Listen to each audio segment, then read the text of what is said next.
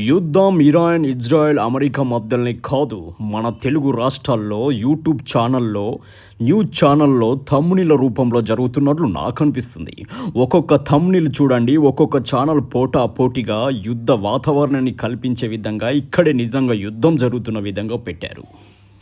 ఇక్కడ చాలామంది తెలుగు ప్రజలు గల్ఫ్ దేశాల్లో వివిధ రంగాల్లో స్థిరపడ్డారు. వాళ్ళ ఫ్యామిలీలు ఇక్కడ ఉన్నాయి. ఈ థంబ్నెయిల్ వల్ల వాళ్ళు చాలా టెన్షన్కి గురవుతున్నారు. అక్కడ ఏం జరుగుతుందో వాస్తవ పరిస్థితులు తెలిపితే చాలు. థంబ్నెయిల్ రూపంలో భయపెట్టి ప్రజల్ని ఇబ్బందికి గురి చేయకుండా ఉండాలనేది ప్రజల ఆకాంక్ష. ఇలాంటి థంబ్నెయిల్ పెట్టి ప్రజల్ని భయపడే కంటే వాస్తవమైన పరిస్థితులు వివరిస్తే చాలు.